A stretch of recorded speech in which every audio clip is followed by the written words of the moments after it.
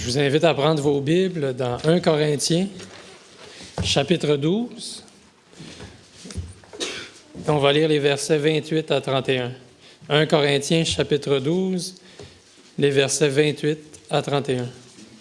Et Dieu a établi dans l'Église premièrement des apôtres, secondement des prophètes, troisièmement des docteurs, ensuite ceux qui ont le don des miracles, puis ceux qui ont les dons de guérir, de secourir, de gouverner, de parler diverses langues.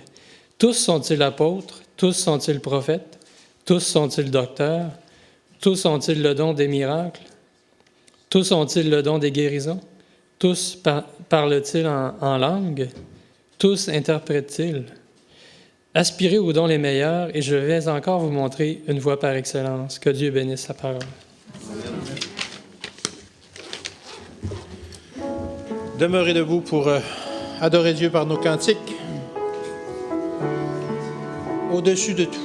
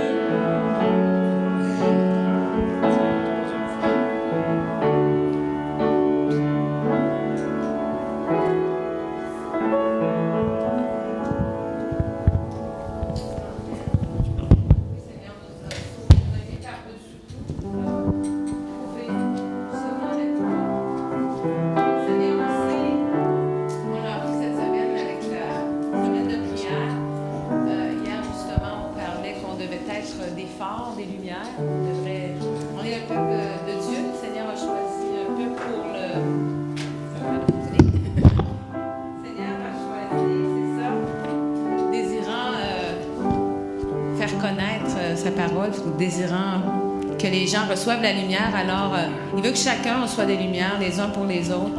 Et ici, on a le chant comme un phare. Le Seigneur, il veut qu'on soit des phares pour ceux qui nous entourent. Alors pour cela, c'est sûr qu'on doit nous-mêmes se laisser éclairer par la lumière, par la parole de Dieu, par notre Sauveur. Le matin, en partant en prière, dans la Bible, justement, qui nous donne sa parole. Alors, on demande au Seigneur ici qu'il nous aide à être des phares les uns pour les autres, pour qu'on reflète sa lumière. Alors, comme un phare.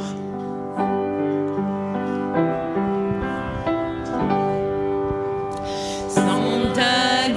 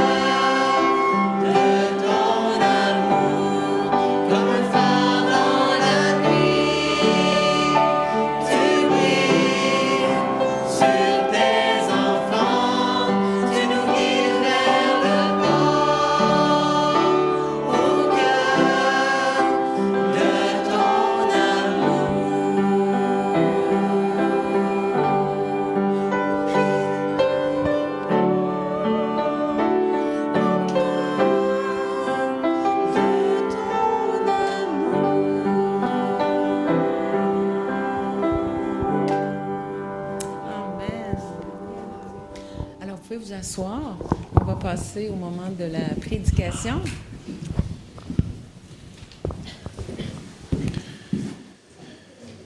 Je voudrais vous présenter notre prédicateur aujourd'hui. C'est Wayne Atwood. Pour ceux qui ne connaissent pas Wayne Atwood, je pense qu'il n'y en a pas beaucoup qui ne le connaissent pas, mais c'est notre chef en œuvre pour mieux vivre. Et il nous a présenté plein de belles choses. Et même, vous pouvez le retrouver sur Hope Channel. Toutes les présentations nous sont données sur Hope Channel à la télévision pour ceux qui ont Hope Channel. Et aussi sur le site Mieux Vivre sur Internet, vous pouvez retrouver tout ce que le Seigneur a mis à cœur à notre frère Wayne de préparer. Fait que je veux vous laisser avec lui dans cette adoration. Merci. Merci Bruno. Bonjour tout le monde et bon sabbat. C'est un plaisir d'être ici parmi vous aujourd'hui. Puis j'aimerais juste partager quelques petites nouvelles avant de commencer la prédication parce que ça bouge pas mal à Mieux Vivre présentement. Je ne sais pas si vous êtes au courant, mais on a décidé, après notre voyage missionnaire au Honduras, on a décidé de lancer un nouveau projet. Puis c'est une formation missionnaire en multimédia. Alors, on commence au mois de janvier. Puis jusqu'à date, on a 8 étudiants qui sont acceptés et qui ont décidé de venir. Alors, au mois de janvier, ça va changer un peu le ministère Mieux Vivre parce qu'avec toute cette énergie-là que les jeunes vont apporter au ministère, j'ai vraiment hâte de voir qu'est-ce que le Seigneur va faire avec nous. J'aimerais vous demander de prier pour ces jeunes-là parce qu'il y en a plusieurs qui viennent de l'extérieur, de l'Europe, des États-Unis, d'autres pays aussi. Alors, ça leur prend des visas justement pour venir. Alors, maintenant, on est rendu à cette étape-là. Alors, on prie fort que Dieu leur donne le visa. Moi, je me suis dit plusieurs fois que c'est parfois difficile de travailler au Québec parce qu'on est peu nombreux, mais je me suis dit, si on n'a pas assez de monde pour travailler pour le Québec ici, on va apporter des gens qui vont travailler pour nous. Alors, au lieu de partir ailleurs pour travailler pour d'autres, on va les faire venir pour travailler ici. Puis, c'est sûr qu'ils sont ici juste pendant 1 an. C'est une formation qui dure 1 an. Et ensuite, le but, c'est vraiment pour qu'ils puissent prendre les connaissances qu'ils vont apprendre, puis ils peuvent vraiment utiliser ces connaissances-là pour le Seigneur, là, dans leur Église, dans leur pays, ou peu importe où le Seigneur les dirige par la suite. Alors, on est vraiment très enthousiaste par ce programme-là. On a déjà trouvé un bâtiment pour louer pour la formation. On est en train de chercher pour des appartements aussi. On a déjà trouvé, mais on n'a pas encore pris une décision finale. Alors, beaucoup de préparation pour cette nouvelle étape. Puis, j'ai vraiment hâte de voir qu'est-ce que le Seigneur va faire. Puis, justement, je crois que ça va être une grande bénédiction aussi pour pouvoir produire beaucoup plus de matériel, beaucoup plus d'émissions pour les francophones parce qu'on va donner une formation, mais en même temps, ces étudiants vont nous aider aussi dans nos projets. Alors, c'est vraiment en plus, je crois, parce qu'on est en mesure de partager quelque chose, mais on est en mesure de recevoir quelque chose qui sera vraiment une bénédiction aussi. Alors, on vous demande de prier pour ça. Puis, je vais juste lancer une petite invitation. Si jamais vous avez des meubles que vous ne voulez plus, on a besoin de meubler 2 appartements, surtout des lits, parce qu'on va avoir au moins besoin de 7 ou 8 lits, des matelas, des choses comme ça. Alors, on serait en mesure de venir les chercher. Saint-Georges, c'est pas si loin que ça de Victoriaville. Alors, on serait en mesure de venir les chercher si jamais vous avez des choses que vous n'avez plus besoin et que vous voulez aider les étudiants. Maintenant, on va passer à quelque chose de plus important. On est passionné par les choses que Dieu nous met à cœur, mais je pense qu'on n'a rien si on n'est pas, premièrement, basé et fondé sur la parole de Dieu. Et je crois que Dieu y a donné à chacun des talents et il veut justement qu'on utilise ces talents-là pour lui. Satan est en train de nous tenter à les utiliser pour le monde, pour autre chose, pour même vers de l'argent, peu importe la raison, avoir de la gloire au niveau des êtres humains.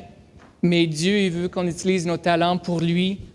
Puis, on a déjà lu ensemble, mais j'aimerais qu'on retourne dans 1 Corinthiens chapitre 12, les versets 28 à 31, puis on va regarder un peu plus près ces versets-là et les talents que Dieu nous donne. Mais on a un but précis ce matin, même si on voit que Dieu nous donne plusieurs talents, on va essayer d'établir la place que Dieu nous a donnée à chacun ce matin. Alors, dans 1 Corinthiens chapitre 12, les versets 18 au 31, on voit ici que c'est Dieu qui a établi l'Église. L'Église n'est pas fondée sur un être humain. L'Église n'est pas fondée sur Pierre. L'Église est fondée sur Dieu, le seul qui est digne. Alors, c'est Dieu qui a établi l'Église, mais il a donné quand même des postes à plusieurs. Alors, on voit qu'il y a des apôtres, on voit secondement des prophètes, troisièmement des docteurs, ensuite ceux qui ont le don des miracles, puis ceux qui ont les dons de guérir, de secourir, de gouverner et de parler diverses langues. Alors, on voit ici une liste de dons. On peut peut-être trouver notre don là-dedans, ou peut-être que c'est quelque chose qui est comme une subdivision de ces dons-là, quelque chose de plus particulier. Mais on voit ici dans les prochains versets, comme par exemple dans le verset 29, on voit que Dieu ne donne pas le même don à tout le monde. Il donne des dons différents à chacun. Alors, c'est pas tout le monde qui est appelé à être apôtre, c'est pas tout le monde qui sont appelés à être prophète et même pas docteur. Alors, Dieu, il donne vraiment à chacun, il donne un don spécial. Mais il dit ensuite, dans le verset 31, il dit « aspirez aux dons les meilleurs ». Alors, c'est quoi ça, les dons les meilleurs? Je vais vous encore montrer une voie par excellence. Et je pense qu'ici, on voit que c'est vraiment l'amour. C'est l'amour qui nous unifie, c'est vraiment l'amour qui nous donne la flamme de faire quelque chose pour le Seigneur et utiliser justement nos dons pour lui. Je ne sais pas si vous aimez l'histoire. Moi, quand j'étais enfant, je détestais l'histoire. Je trouvais ça vraiment plate. Je n'étais pas intéressé du tout. Je trouvais qu'il n'y avait pas de lien avec moi. Mais en grandissant, j'ai découvert vraiment quelque chose de formidable dans l'histoire. Et je pense que surtout l'histoire de la religion, l'histoire de la façon dont Dieu a travaillé avec les peuples à travers les siècles, c'est vraiment quelque chose qui est très fascinant. Et ce matin, j'aimerais ça partager quelques réflexions par rapport à la façon dont le peuple de Dieu est resté fidèle à lui à travers des expériences difficiles. Parce que je suis convaincu qu'on est dans une période de temps maintenant où on s'en va vers une période plus difficile et on peut être plus fortifié si on voit qu'est-ce que les autres ils ont expérimenté et qu'est-ce qu'ils ont appris justement de leurs expériences. Je pense que surtout ici au Québec, puis c'est sûr que la chaire, ce n'est pas une place pour parler de la politique, mais je pense qu'on est tous au courant de ce qui se passe présentement. Et je pense qu'on voit que nos libertés sont vraiment en danger. On voit qu'il y a des gens qui prennent une séparation de l'État ou du gouvernement et l'Église comme excuse pour justement nous contrôler et quasiment éradiquer la religion. Alors, on voit que vraiment, on vit dans un temps qui est très sérieux, mais on vit dans un temps qui est très...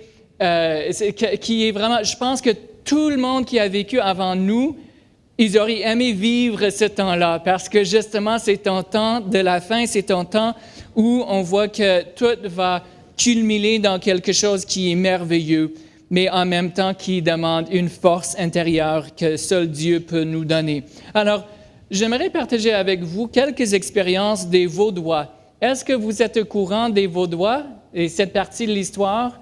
Ça, c'était un peuple qui vivait dans le temps, à peu près peut-être 700 et jusqu'à, ou peut-être même avant ça, parce qu'ils vivaient à peu près pendant 1000 ans.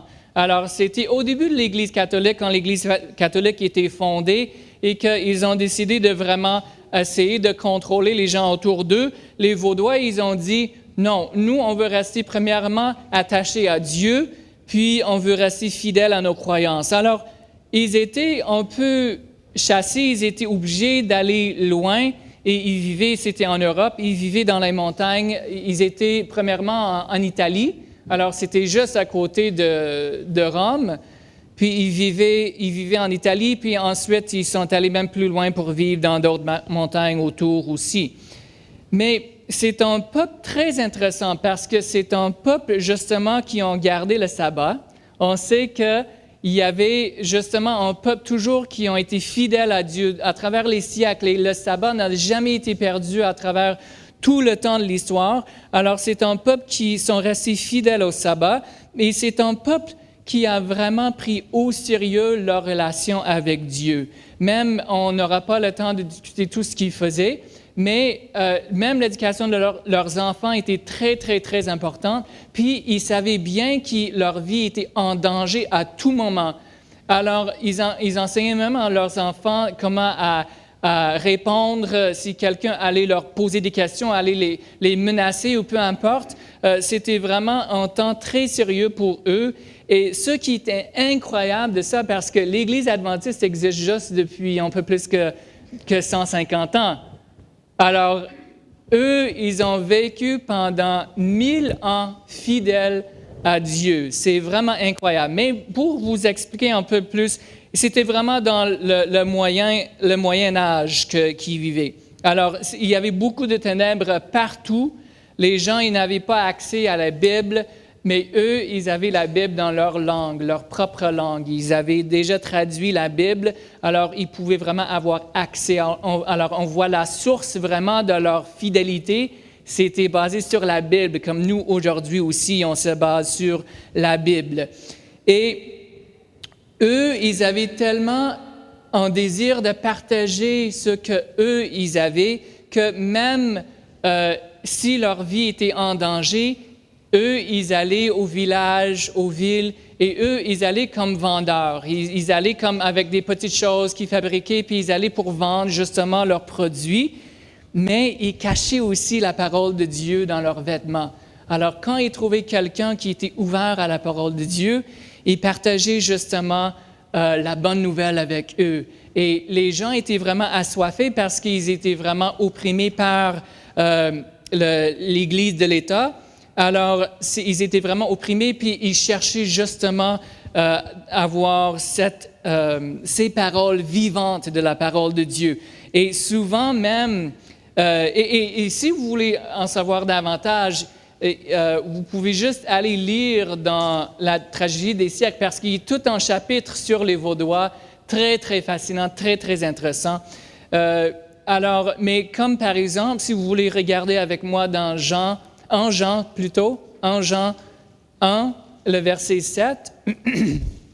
Et ici, c'est un des versets qui est partagé avec les gens qui faisaient de porte à porte en vendant leurs produits et en cherchant des opportunités pour présenter l'Évangile. Alors, en Jean 1, verset 7, il est écrit « Mais si nous marchons dans la lumière, comme il est lui-même dans la lumière, nous sommes mutuellement en communion, et le sang de Jésus, son Fils, nous purifie de tout péché. » Alors, eux, leur croyance était que non, ce n'était pas le sang de Jésus, il fallait aller confesser au prêtre pour être pardonné. Mais les Vaudois y arrivaient avec une lumière de la Bible et présentaient quelque chose. Et eux, quand ils ont découvert que c'était le sang de Jésus qui nous purifiait, ils demandaient, est-ce que vous pouvez relire ça? Je veux vraiment être sûr d'avoir bien compris. Alors, souvent, ils répétaient la parole de Dieu et les versets clés. Un autre verset se trouve dans Jean, chapitre 3, et les versets 13 à 15. Alors, une autre promesse qui est partagée, une autre lumière qui est donnée aux gens qui rencontraient, c'était ce verset-là, Jean 3, 13 à 15.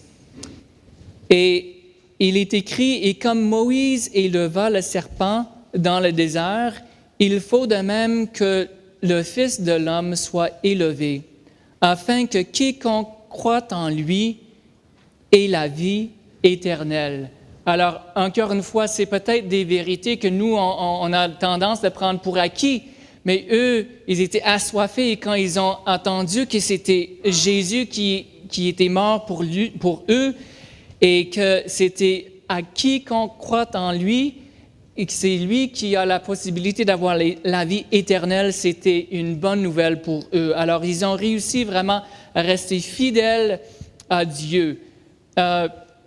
On n'aura pas le temps de parler de pourquoi que les Vaudois ont finalement terminé, mais je vais juste vous dire, juste en résumé, pourquoi.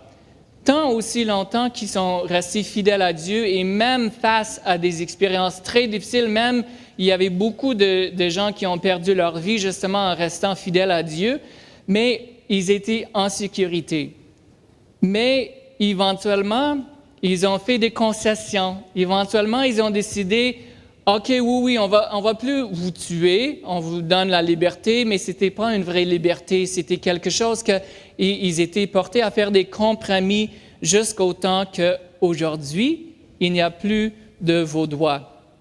Alors, mais quand même, c'est un témoignage frappant d'un peuple qui sont restés fidèles à Dieu pendant peut-être plus longtemps que tous les autres peuples. Peut-être si on regarde la Bible et on voit les Israélites, mais les Israélites, là, il y avait des hauts et des bas pas mal. Alors, c'était vraiment un peuple qui sont restés très fidèles à Dieu. C'est très fascinant, très encourageant. Alors, je pense que, justement, un des secrets de leur succès, c'est sûr que le secret de base, c'est qu'ils étaient fondés sur le roc, qu'ils étaient fondés sur la Bible, sur Dieu. Mais je pense qu'il y a un autre secret qui vaut la peine de découvrir. Je pense que c'est parce que chaque personne, chaque membre était actif à faire quelque chose pour le Seigneur. Alors, ils ne s'attendaient pas à ce que leur pasteur ou leur dirigeant fasse quelque chose. Ils étaient prêts, chacun, de faire leur part justement pour partager la bonne nouvelle avec les gens autour d'eux. Puis ils ont même découvert des façons pour partager la bonne nouvelle en travaillant aussi. Alors je pense que c'est un modèle, c'est une recette vraiment pour pouvoir partager la bonne nouvelle avec les gens autour de nous. Puis, je ne sais pas si vous êtes au courant de l'histoire de l'Église adventiste et quand ça a commencé. Ça, c'est comme j'ai dit, il y avait un jour que je n'étais pas très intéressé, mais maintenant je suis passionné par toutes les choses qui sont arrivées à notre Église parce que je pense que justement, on peut apprendre tellement de leçons que ça peut nous aider justement à prendre des bonnes décisions et aussi à éviter peut-être certains dangers. Alors, j'aimerais partager quelques expériences avec vous. Alors, on change un peu d'histoire maintenant, mais avant d'aller là, je vais juste faire un pont avec une histoire que Jésus a racontée dans Matthieu chapitre 20. Alors, on va aller là ensemble dans Matthieu chapitre 20.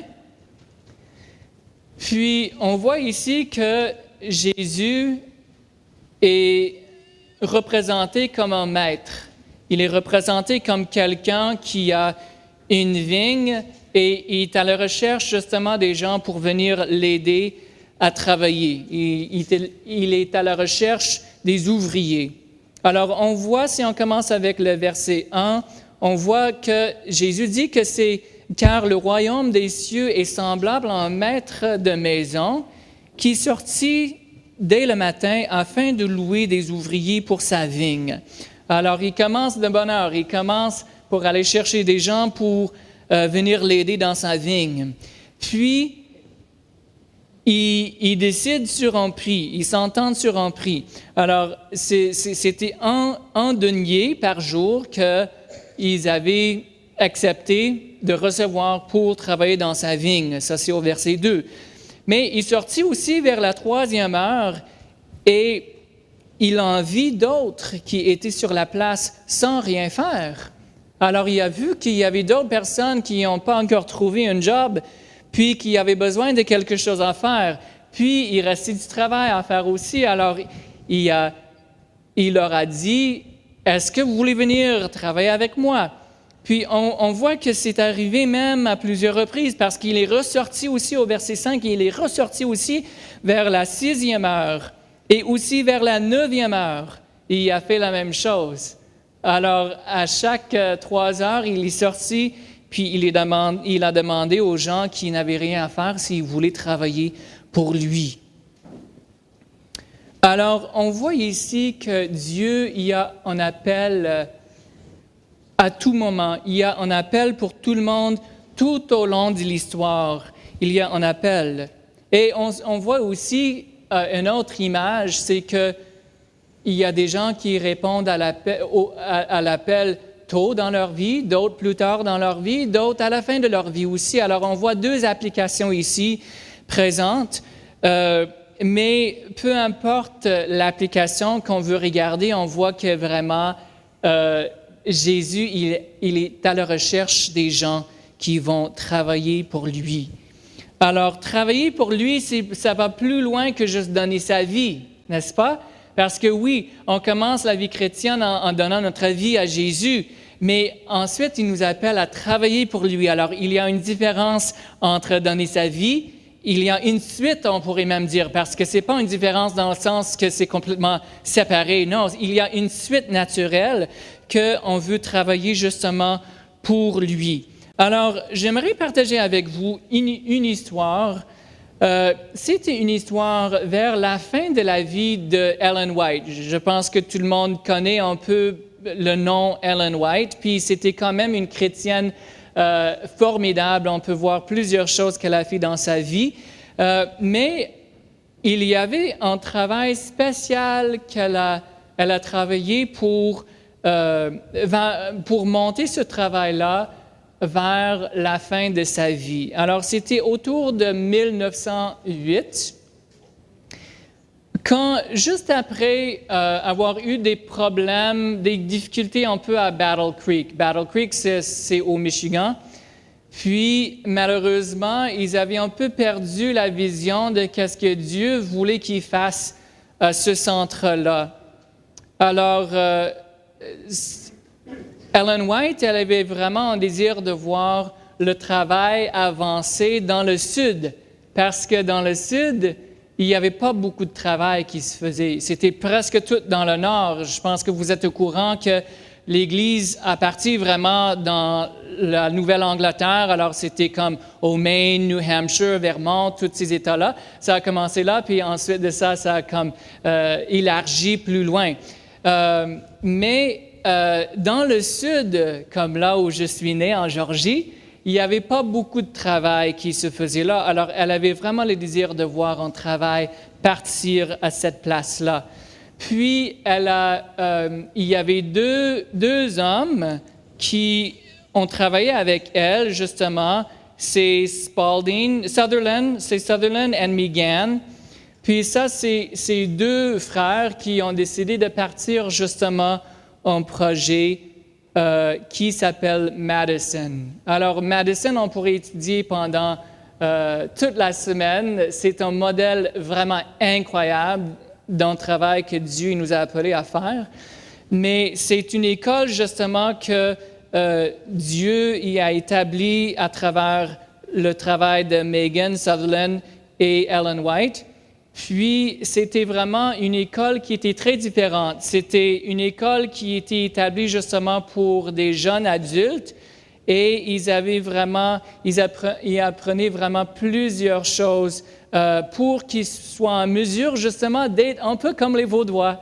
c'était vraiment le modèle, c'est un modèle qui est très semblable à ce que les Vaudois faisaient parce qu'ils apprenaient justement comment à travailler, ils apprenaient comment à intégrer leur foi dans leur lieu de travail et comment ils peuvent justement partager l'Évangile avec les gens autour d'eux et de travailler de façon autosuffisante si on veut. Alors, c'était vraiment un modèle très intéressant. Puis, c'était vraiment aussi à ce moment-là que Dieu a lancé un appel plus spécial à notre Église au niveau des laïcs, pour que le travail ne soit pas juste partagé parmi les gens qui sont engagés par l'Église, mais pour que le travail aussi puisse avancer par les membres de l'Église. Alors ça, c'était vraiment un modèle, puis Ellen White a parlé beaucoup aussi à l'Église organisée pour les encourager d'aider ce projet-là, pour qu'ils puissent justement aller de l'avant. Et on a vu qu'il y avait beaucoup d'écoles qui ont été fondées justement suite à cette école-là, Madison, qui a été fondée. Alors, on ne va pas peut-être parler plus loin que ça, de ça, mais j'aimerais quand même revenir au point de départ parce que on voit ici qu'il y avait vraiment un travail qui a été établi dans le Sud, mais on voit ici que Dieu il y a un plan spécial aussi pour nous. Puis, si vous connaissez le livre Évangéliser, j'aimerais juste partager quelque chose qui se trouve dans ce livre-là, parce que pour moi, c'est très encourageant, parce que je vais juste mettre ça, je vais juste faire un résumé de qu'est-ce que ça dit, puis j'essaie de le trouver ici aussi.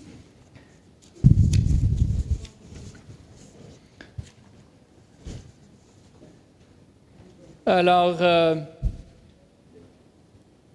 oui, c'est ça. Oui, j'ai la page ici. Alors, la page, si vous voulez regarder plus tard, c'est la page 351. Puis, justement, ça part du travail qui a commencé dans l'Est et qui est allé plus loin, vraiment partout dans le monde. Mais elle dit ici, et c'est très intéressant parce qu'elle dit justement que au moment où l'œuvre s'achève, le message doit être annoncé avec force dans l'Est. Alors, c'est quelque chose d'intéressant parce que c'est comme si le travail part d'ici, ça s'en va loin, puis ça revient ici à la fin des temps. Alors, je ne sais pas exactement qu'est-ce que ça veut dire, dans quelle mesure qu'elle veut dire que le travail va finir ici d'une façon puissante, mais je crois que c'est quelque chose de très intéressant. Et la raison pourquoi je dis ça, c'est pas juste par rapport au Québec, même si ça c'est une partie importante pour moi, mais c'est parce que on voit que maintenant, l'Église est beaucoup moins forte dans l'Est que dans l'Ouest ou dans le Sud. L'Église est beaucoup plus forte dans le Sud que dans l'Est, dans le Nord, par exemple. Alors, je pense qu'il y a vraiment quelque chose de spécial qui nous est réservé, justement, et je pense que Dieu, aujourd'hui, il nous appelle à faire quelque chose de spécial pour lui. Je pense qu'en fait, le plan qu'il a pour nous, c'est de nous motiver en tant que laïcs, de faire quelque chose pour lui. Et je ne parle pas de faire quelque chose indépendamment de notre Église, pas du tout. Je parle de faire quelque chose avec notre Église. Je parle de prendre une responsabilité personnelle à ce que Dieu nous appelle à faire et de faire un travail organisé pour lui. Puis, dans Matthieu chapitre 24, le verset 14, je pense que ça, c'est vraiment le but ultime.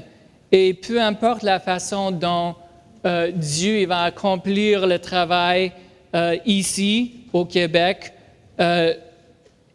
on sait que le but ultime va être réalisé. On sait que Dieu, il va établir son royaume. Et je pense que c'est facile pour nous aujourd'hui, parfois, d'être un peu pris par tout ce qui se passe autour de nous, puis de voir les gens qui voient les choses d'une façon très, très différente, qui ne croient même pas que Dieu existe, toutes sortes de défis qui sont devant nous. Mais je pense que ça nous aide justement quand on peut comprendre, puis on peut justement mettre l'emphase sur la fin de l'histoire. Ça nous donne beaucoup de courage. On peut voir qu'en fait, Jésus a déjà gagné la victoire. On sait que Jésus a déjà accompli quelque chose pour nous. Oui, on a une part aussi à jouer dans son plan. Alors, et c'est un privilège de faire cette partie-là dans son plan. C'est un privilège. Mais on sait que notre choix, c'est de choisir de quel côté qu'on veut être.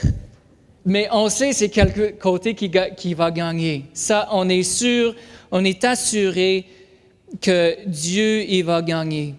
Alors, dans Matthieu, chapitre 24 et le verset 14, on voit ici que cette bonne nouvelle du royaume sera prêchée dans le monde entier. Alors, le monde entier, ça veut dire aussi ici, chez nous, pour servir de témoignage à toutes les nations, alors viendra la fin. Alors ça, c'est une promesse pour nous aujourd'hui, mais dans la promesse que Jésus nous dit que la fin va venir, il y a aussi une tâche à accomplir. Il y a aussi un travail à faire. Et le travail à faire, c'est de prêcher la bonne nouvelle au monde entier. Alors, moi, ce matin, j'ai vraiment l'impression que c'est maintenant qu'il faut travailler. J'ai vraiment l'impression que le plus que ça avance, le plus difficile ça va être de travailler.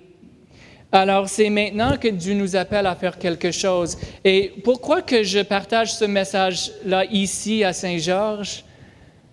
Je pense que c'est tout simplement parce que je vois que vous êtes actifs. Je vois que vous êtes en train de faire des choses pour le Seigneur. Et je vous encourage dans ces projets-là. Et je pense qu'on ne peut pas dire que, OK, ça finit là. Il faut continuer à aller de l'avant. Il faut continuer à demander à Dieu, qu'est-ce que tu veux que je fasse pour toi, pour qu'on puisse justement accomplir la tâche que Dieu a mise devant nous. Alors, c'est ma prière ce matin, c'est pour qu'il puisse envoyer son Saint-Esprit parce que nous sommes au courant que c'est le Saint-Esprit qui va nous donner la force pour accomplir ce travail-là. On est incapable de le faire par nous-mêmes, mais Dieu nous a promis le Saint-Esprit et le Saint-Esprit en abondance, le Saint-Esprit plus puissant qu'on n'a jamais vu jusqu'à date. Alors ça, c'est une promesse qu'on peut demander à Dieu d'accomplir, mais le Saint-Esprit ne peut pas être versé avant une préparation. Alors, c'est le temps de préparation pour que le Saint-Esprit puisse vraiment être versé sur nous et pour qu'on puisse voir toutes les choses qui ont été annoncées depuis le début de l'histoire. Toutes ces choses-là devant nous, c'est vraiment un temps vraiment excitant. C'est un temps incroyable de vivre, mais c'est aussi un temps qui demande beaucoup de sagesse et qui demande qu'on s'accroche davantage à Dieu, à Jésus, qui nous sauve et qui va aussi nous préparer justement à son royaume. Alors ça, c'est ma prière pour moi ce matin, c'est ma prière aussi pour chacun de vous.